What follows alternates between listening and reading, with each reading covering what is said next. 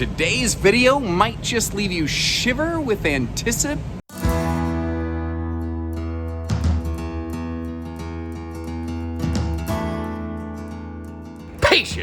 Hey everybody, Josh the RV Nerd. Welcome to Bish's RV. Well, actually, welcome to Winnebago's towable facility, where I've got a little bit of a science fiction double feature for you today, Brad and Janet. We are going to get to take a look at the last two Winnebago hikes that I haven't recorded yet. So we'll have all 5 members of this family recorded on this channel for you. But along with that, we are getting our very first look at a limited production run of a full body wrap option that they're going to be offering on these. They're only going to be making about 500 of them, and the good news, if you don't really care for it, no worries. They obviously still come in that plain vanilla exterior. So the Winnebago Hike Series, it's been met with equal parts, I've seen, excitement, confusion, and criticism, because they're not trying to make this for every single thing, and it's really this weird hybrid amalgamation of so many different concepts wrapped into one. Like, there's little splashes of tiny camping in there. There's little splashes of overlanding. And now, it's not a rock crawler, I'm not saying that. There's little touches of different things, little flavors all added up, mixed into one big goulash here. And the way that I actually kind of wrap my head around them the most, that makes the most sense to me, is it's like a towable Class B camper van. If you think about it, Class B vans pack a lot of bang into a very small, limited space.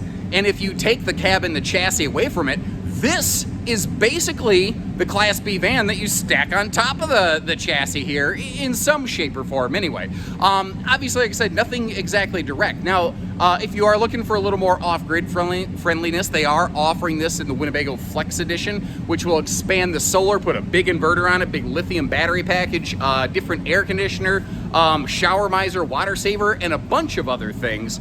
And today, like I said, we're gonna bounce between 2 different floor plans. We're gonna get to see the 1316DB, which is a dinette with a single bed above. It's a cousin to the SB, which is just 2 fixed static beds. And then we're going to also get a, well, I don't know which order I'm gonna do them in, so I don't wanna say then, but we're gonna bounce back and forth and also get a look at the MB Murphy bed model with sofa dynofa below that over here. And this thing right here, more than any other camper I think I've seen recently, might fit something almost no RVs really flesh out very well. This is perhaps an ideal solo RV camper instead of just a couples or family model. Although, that's the cool thing with these. There's no rules on how you have to use them.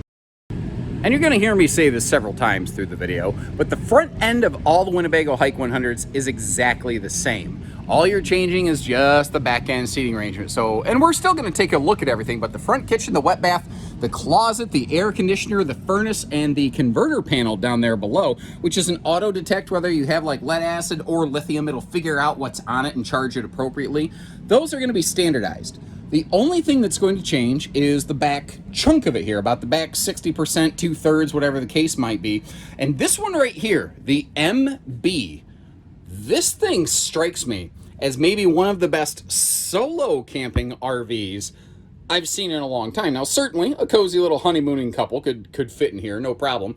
And I do like the symmetry of the bed arrangement. That's more of a full-size bed than a queen, by the way. But both sides of the bed have some United States Bs, both USB-C and fast charging 2.0 varieties, as well as household outlets and those handy side stands. Not to mention breeze windows wherever they could. These are a thicker 2-inch wall, and the way that you can see that is actually by looking at the door jamb, because these door jambs are always made 2 inches thick. If the door jamb sticks into the body of the RV past the wall, then it's an 1.5 inch wall. So that's a way that you can shop from home and figure that out.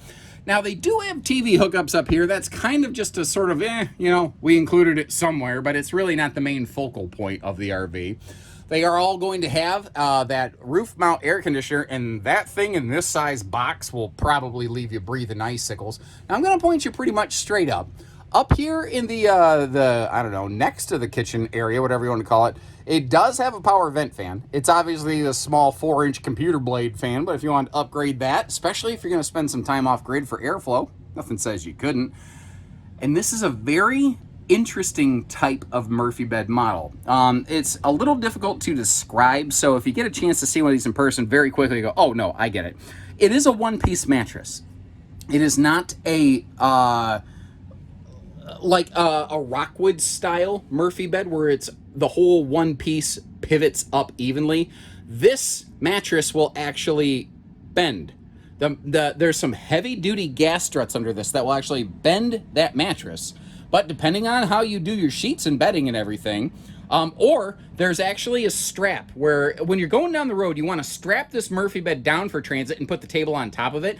You could use that strap to lock all of your bedding on, so when you flip the bed up, you don't have to make the bed every morning and every night. So I think that's a very cool, very smart thing.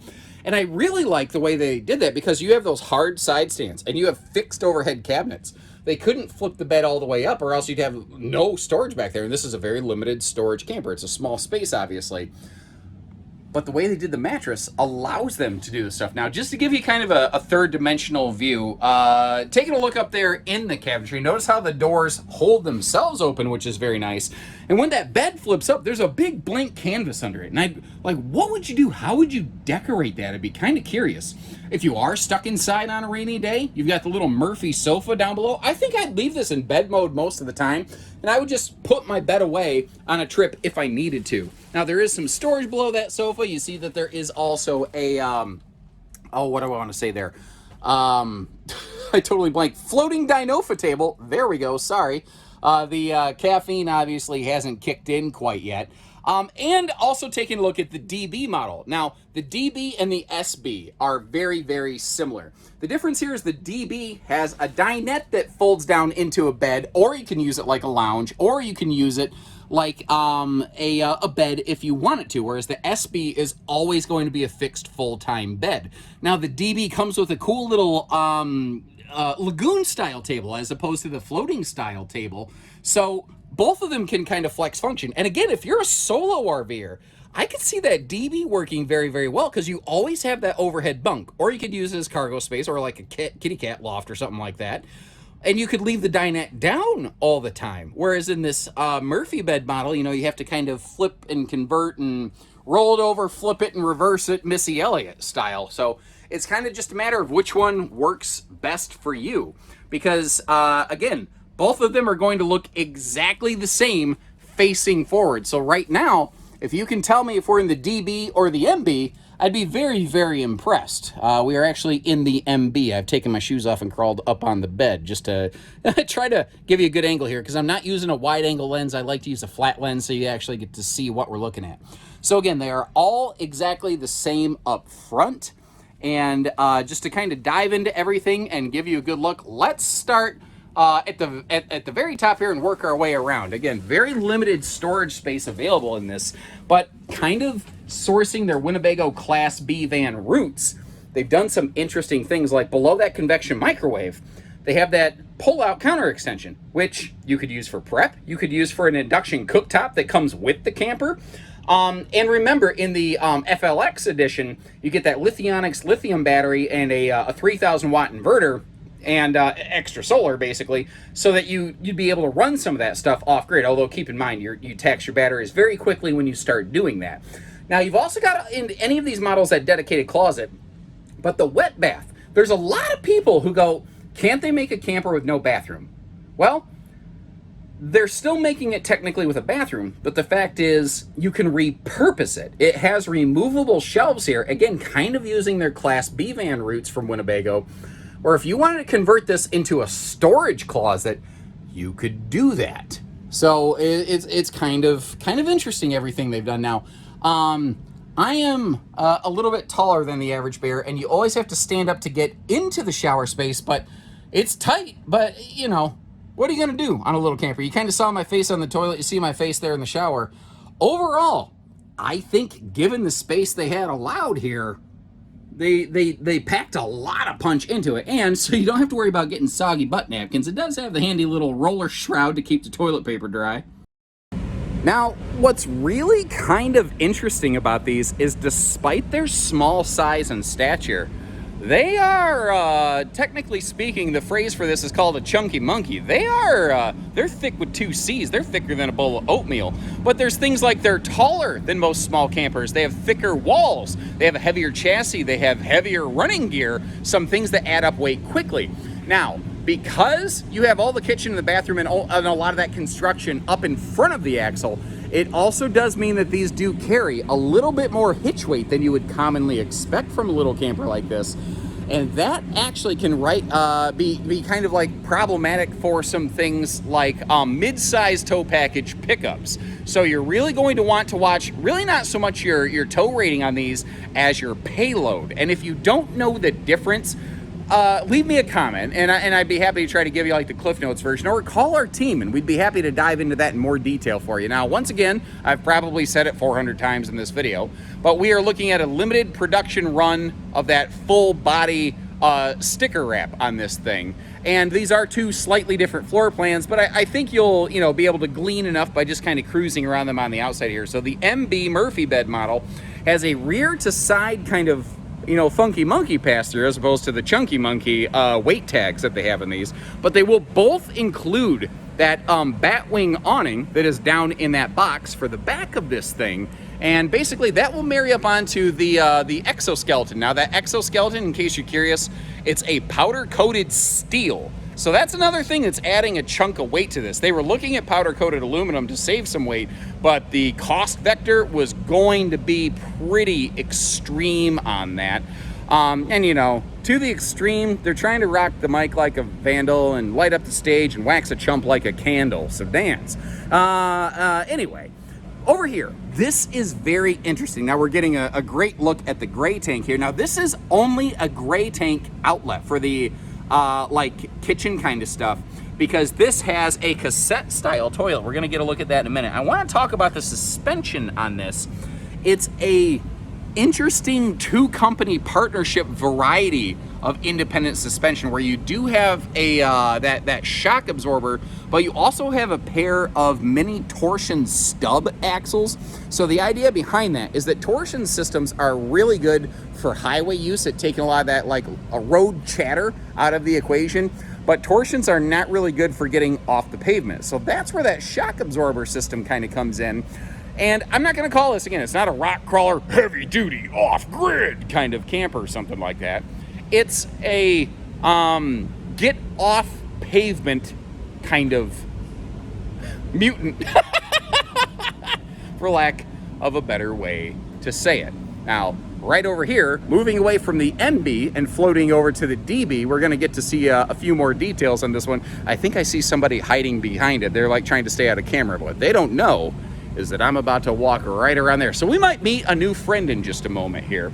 All of these are going to have a cold water sprayer port right up front here, where if you want to get one of those blue coily hoses that have like a garden hose adapter, that's where that sucker would hook up right there.